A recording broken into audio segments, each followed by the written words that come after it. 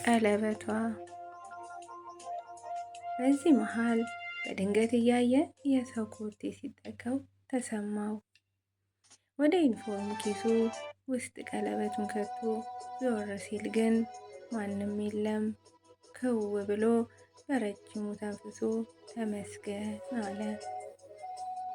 ሰላም ጤና ይስጥልኝ ቤተሰቦቼ፣ እንዴት አላችሁ? እንዴት ቆያችሁ? የፈጣሪ ሰላም በያላችሁበት ብዝት ትረፍረፍ ይበልኝ እያልኩኝ ዛሬ ቀጣይ ክፍል 5 ቀለበቷ ክፍል 5 እንቀጥላለን። መጀመሪያ ላይ ያስደመጥኳችሁ የክፍል 4 መጨረሻ ነበረ። ዛሬ ደግሞ ክፍል 5ን እናያለን። መልካም ቆይታ። ክፍል 5 በዚህ ሁኔታ ስራ ገበታ ላይ ቢገኝ በህይወት የበለጠ ስህተት እንደሚሰራ አሰበ። እንኳን ለታካሚ ያልሆነ ነገር ቢደረግ ጦሱ የከፋ እንደሆነ ታወሰው።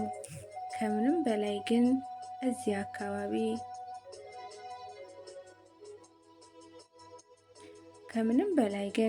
እዚህ አካባቢ ነገሮች እስኪረጋጉና እየሆነ ላለው ነገር ፍንጭ እስኪያገኝ ከስራው ገሸሽ ማለቱ አምኖበታል። ልብሱን በፍጥነት ቀይሮ ወደ አለቃው ቢሮ አመራ። አስቸኳይ እክል እንደገጠመው አስረድቶት ከዓመታት ፍቃዱ ላይ ለ1 ሳምንት የእረፍት ጊዜ መውሰድ እንደሚፈልግ ነገረው። ደግነቱ ለሚቀጥለው ሳምንት ፍቃድ ለመጠየቅ ቅድሚያ ያስገባች የስራ ባልደረባው ስለነበረች አጋጣሚውን ቆንጆ አደረገለት። እንደ ሌላ ጊዜው ሳይከራከር ፈቀደለት። የሚሞላውን ሞልቶ ያችን ቄንጠኛ ፈርማውን ፈርሞ ወጣ።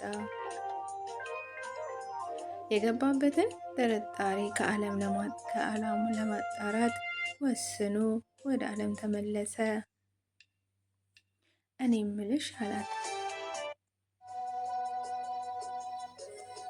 ምልሽ ሁለት እጆቹን ወገቡ ላይ አድርጎ የላክሽልኝ ስልክ ትክክል ነው አላት በጥያቄ መልክ። አቋሙን አይታ ሰውዬ ልትደበድበኝ ነው እንዴ ብላ ለመቀለድ ሞከረች። አልሳቀላትም። ፊቱ ተረብሿል።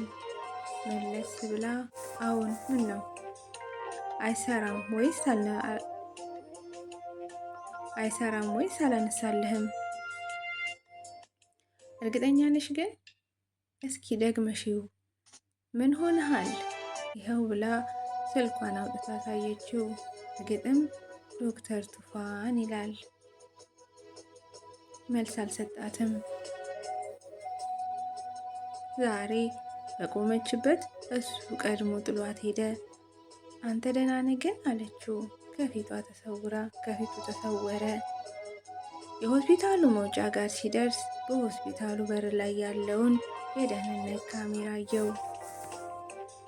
በውስጡ የመጣለት ሀሳብ አክብሮ የሚሄድበትን አቅጣጫውን ቀይሮ ወደ አስተዳደር ቢሮ መራመድ ጀመረ።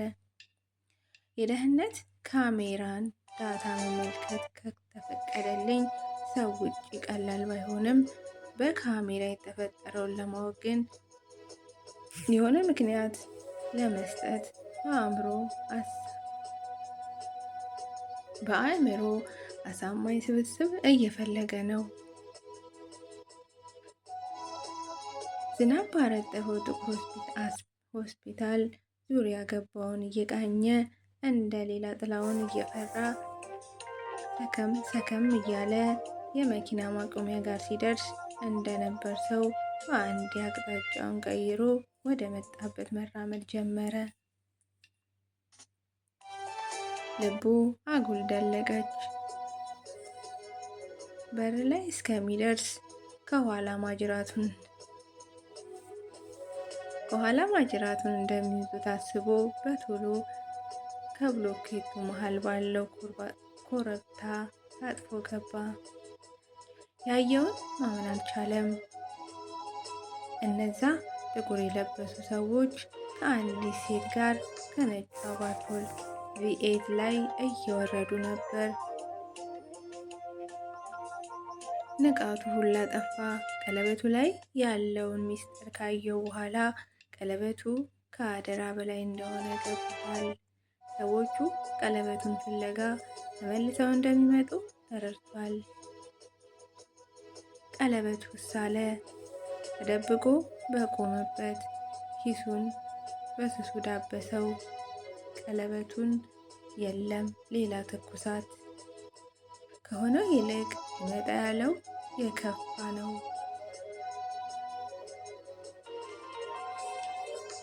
በድንገት ክስተቱ ቀለበቱን እንደወትሮ ከሚስጥር ኪሱ ሳያወሽቃት ከዩኒፎርም ውስጥ እንደቀለለ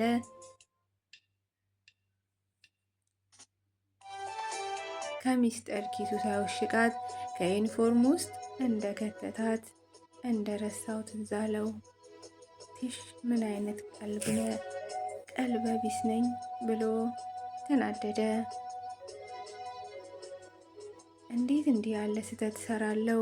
በቆምበት ግንባሩ መታው፣ ደበደበው። በዚህ ጭንቀት ውስጥ የደረቀው ሰማይ ዳግም ከየት መጣ በማይለው ደመና መጥቆር ጀመረ። በህይወቱ የሆነ ያለውን አስፈሪ ውዝግብ ለመደገፍ ይመስል በአየሩ እየተገፋ ጭጋጉም ጠባብ ዙሪያውን ከበበው። የሆስፒታሉ የመንገድ መብራቶች በተገጠመላቸው ሴንሰር በጭጋጉ ተሸውደው ሲመሽ የሚለቁት ቀያይ ብርሃኖች አፈነደቁ። ከሆነው ይልቅ ሊመጣ ያለው የከፋ ነው። በድንገት ክስተቱን ቀለበቱን እንደወትሮ ከሚስጥር ኪሱ ሳያወሽቀው ከዩኒፎርም ውስጥ እንደረሳው ትዝ አለው። ቲሽ ምን አይነት ቀልበቢስ ነኝ ብሎ ተናደደ። እንዴት እንዲህ ያለ ስህተት ሰራለው? በቆመበት ግንባሩን በመዳፉ ደበደበው። በዚህ ጭንቀት ውስጥ የደረቀው ሰማይ ዳግም ከየት መጣ በማይለው ደመና መጥቆር ጀመረ። በህይወቱ ያለው አስፈሪ ውዝግብ ለመደገፍ ይመስል በአየሩ እየተደገፉ ጭጋጋማ ጸባይ ዙሪያውን ከበበው። የሆስፒታሉ የመንገድ መብራቶች በተገጠመላቸው ሴንሰር በጭጋጉ ተሸውደው ሲመሽ የሚለቁት ቀይ ብርሃኖች አፈነደቁ። ይቀጥላል። ክፍል 6 በጉጉት የምንጠብቀው ነው። ሰላማችሁ ብዝት ይበልልኝ፣ ተረፍረፍ ይበልልኝ። መልካም ቆይታ። እንግዲህ ክፍል 6 ደግሞ ምን እንደሚያጋጥም አናውቅም። መልካም ቆይታ ይሆንልን።